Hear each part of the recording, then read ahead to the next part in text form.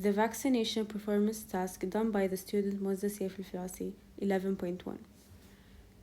Introduction. A pandemic vaccine is an ideal word, would take years of development and testing before reaching the clinic. It may be delivered in a single shot, allowing supplies to reach a large number of people.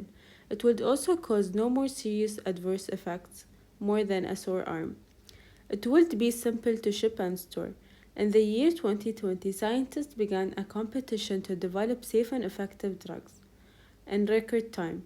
However, some people refused to take the risk, claiming it would be too early and there aren't enough trials, while others were denied access due to their medical condition, age, or other factors.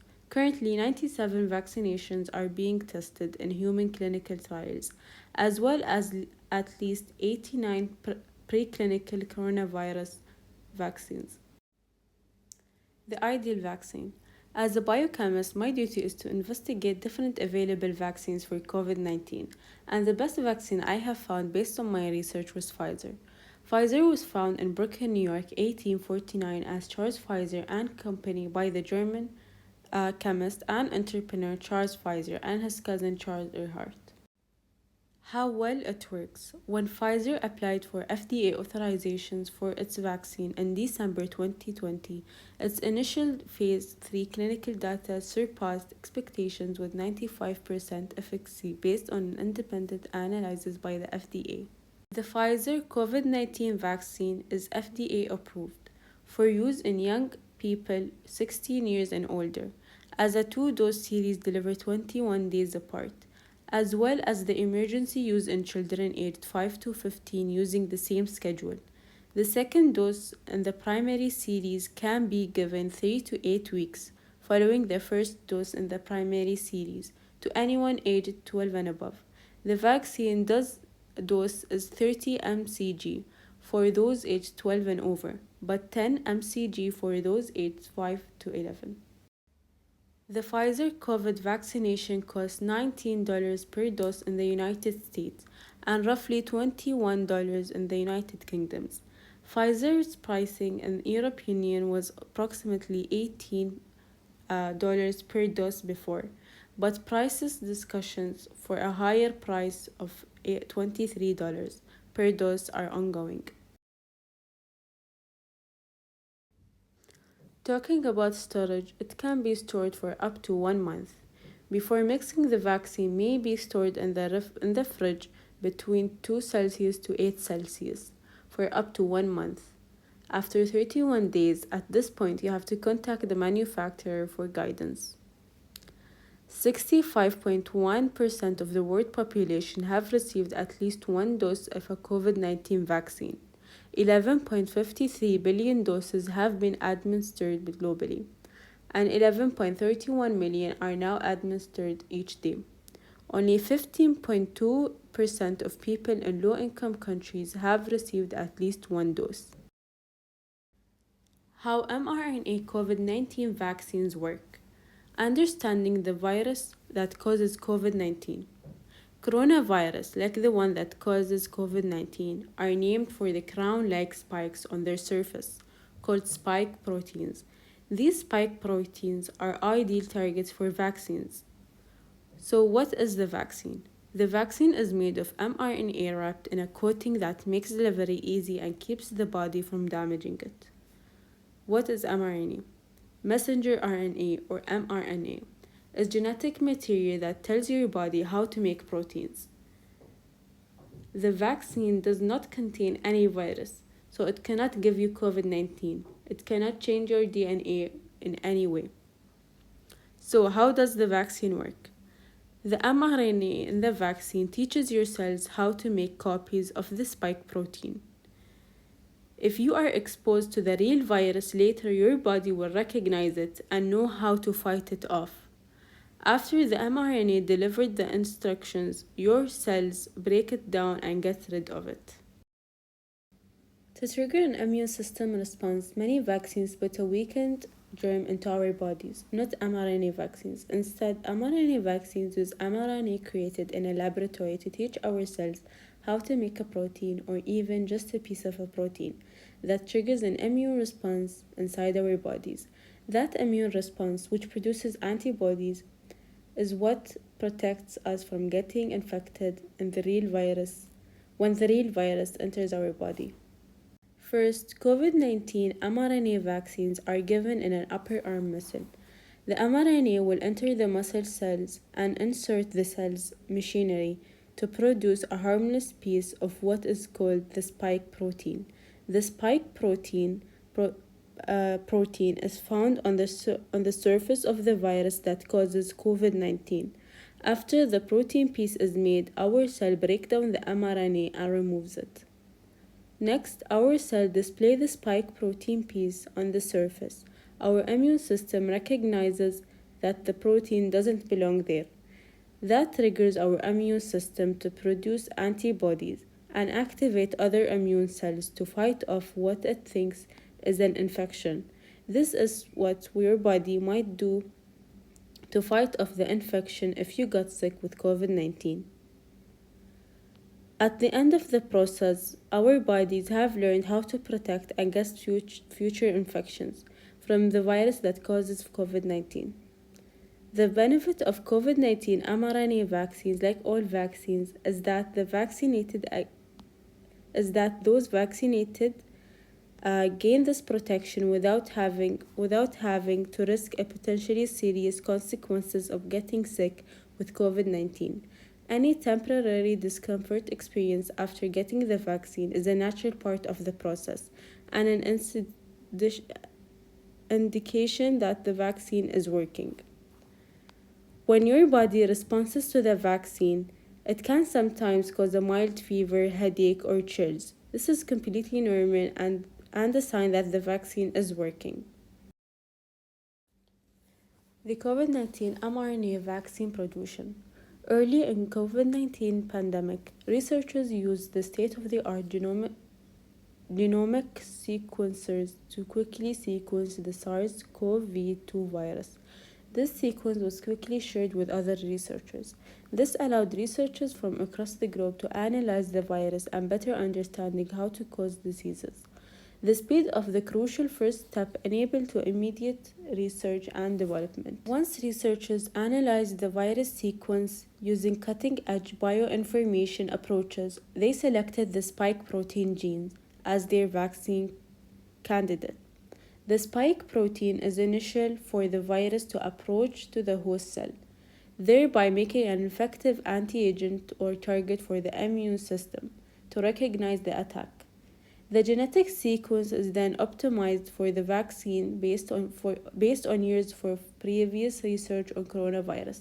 Understanding the viral genome also allows researchers to update the vaccine if they detect new strains of the virus that may require a new version of the vaccine. The target spike protein gene is then synthetically manufactured and inserted into a plasmid or a small circular piece of DNA. Plasmids are used in mRNA vaccine production because they are easy to replicate, copy, and reliably contain the target gene sequence. Once a sequence is selected, a new plasmid can be produced within a couple of weeks, allowing new mRNA vaccines to be tested and distributed rapidly. Researchers then use established in vitro laboratory base such as in a test tube protocols to create mRNA in a method that mimics our own biological processes. First, they separate the two strands of plasmid DNA. Then RNA polymers, the molecule that transcribes RNA from DNA, uses the spike protein gene to create a single mRNA molecule. This is nearly identical to the way genes in our bodies are transcribed. Finally, other molecules break down the rest of the plasmid to ensure that only the mRNA is packaged as a vaccine. The speed of efficiency of this process can make large amounts of mRNA in a short period of time. mRNA is a fragile molecule, so researchers put it into a fatty lipid bilayer, which protects it while the vaccine is packaged, shipped, and administered. This bilayer easily attaches to our cells once the vaccine is given, which efficiently delivers the mRNA and starts immunization process. Currently, mRNA vaccines need to be kept very cold or else it will be degraded. Vaccine efficacy and effectiveness. All COVID-19 vaccines approved by WHO for emergency use listing have been through randomized clinical trials to test their quality, safety, and efficacy. To be approved, vaccines are required to have high efficacy rate of 50% or above. After approval, they continue to be monitored for ongoing safety and effectiveness. But what is the difference between efficacy and effectiveness? A vaccine's efficacy is measured in a controlled clinical trial and is based on how many people who got vaccinated developed the outcome of interest, usually diseases, compared with how many people who got the placebo dummy vaccine developed the same outcome. Once the study is complete, the numbers of sick people in each group are compared in order to calculate the relative risk of getting sick depending on whether or not the subject received the vaccine. From this, we get the efficacy, a measure of how much the vaccine lowered the risk of getting sick. If a vaccine has high efficacy, a lot fewer people in the group who received the vaccine got sick than the people in the group who received the placebo. So, for example, let's imagine a vaccine with a proven efficacy of 80%. This means that out out of the people in the clinical trial, those who received the vaccine were at 80% lower risk of developing diseases than the group who received the placebo. This is calculated by comparing the number of cases of disease in the vaccinated group versus the placebo group. An efficacy of 80% does not mean that 20% of the vaccinated group will become ill. Vaccine effectiveness is a measure of how well vaccines work in the real world. Clinical trials include a wide range of people, a broad age range, both sexes, different ethnicities, and those with known medical conditions, but they cannot be perfect representation of the whole population. The efficacy seen in clinical trials applies to specific outcomes in a clinical trial. Effectiveness is measured by observing how well the vaccine works to protect communities as a whole. Effectiveness in the real world can differ from efficacy measured in a trial because we can't predict exactly how effective vaccine will be for a much bigger and more variable population getting vaccinated in the more real life conditions.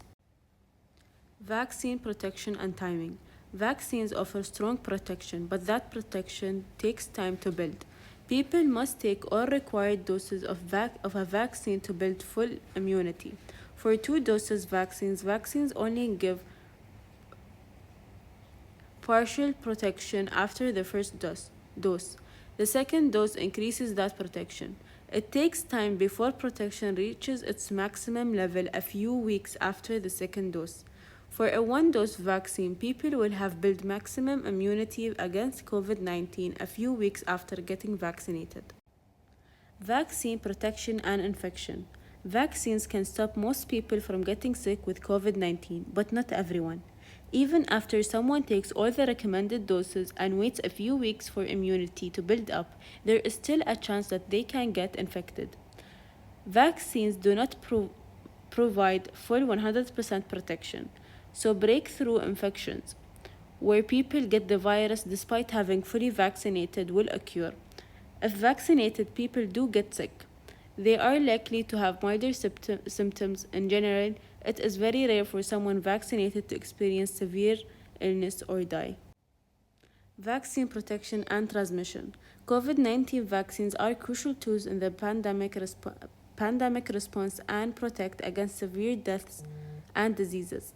Vaccines provide at least some protection from infection and transmissions, but not as much as the protection they provide against serious illnesses and death.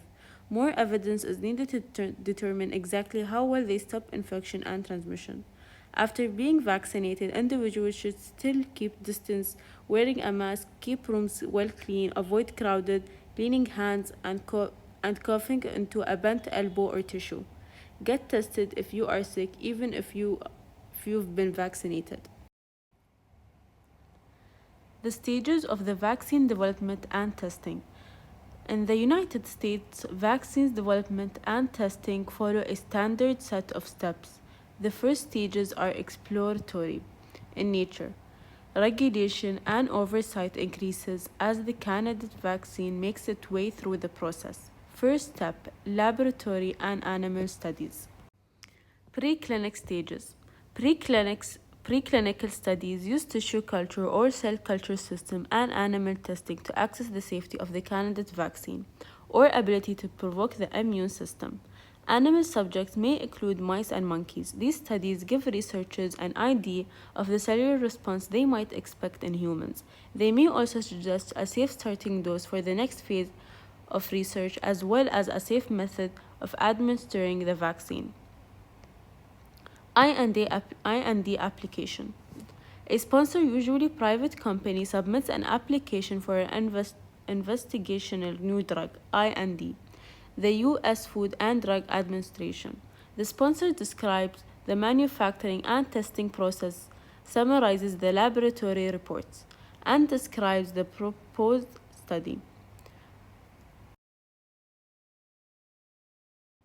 Phase 1 vaccine trials. The goal of Phase 1 testing are the access and safety of the candidate vaccine and determine the type of the extent of immune responses that the vaccine provokes.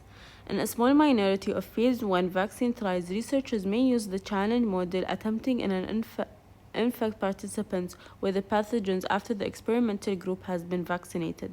The participants in these studies are carefully monitored and conditions are carefully controlled.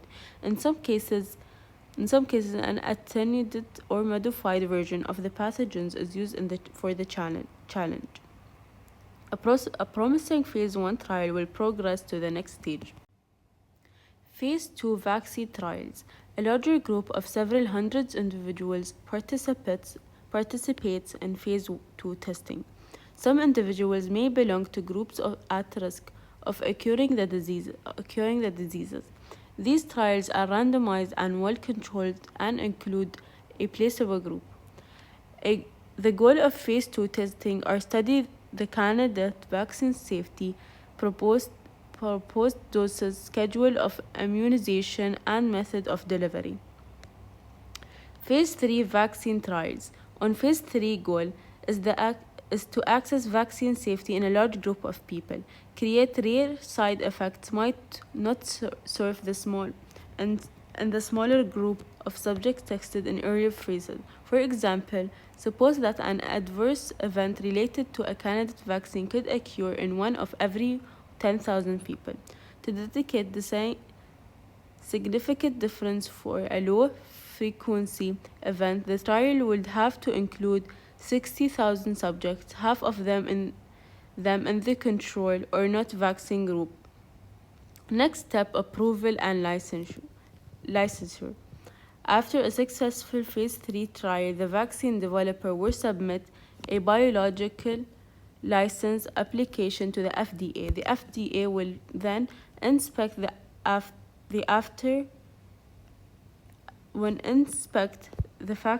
factory where the vaccine will be made and approve the labeling and the vaccine. In conclusion, yes, vaccines are developed and tested and regulated in a smaller manner to other drugs. In general, vaccines are even more thoroughly tested than non-vaccine drugs. Even the number of human subjects in vaccine clinical trials are usually greater. Yes, based on my research, I would 100% get the vaccine. The two mRNA vaccine, Pfizer or Moderna. Authorities by the U.S. Food and Drug Administration, FDA, are recommended by the Center of Disease Control and Prevention, are very safe and very good at preventing serious or fatal cases of COVID-19. The risk of serious side effects associated with these vaccines is very small. As more people have gotten vaccinated, research has shown that the vaccine have been effective at preventing severe diseases. Millions of people across the world have gotten the vaccine safely. The risk of getting COVID and possibly dying from it is far greater than the risk associated with the vaccine.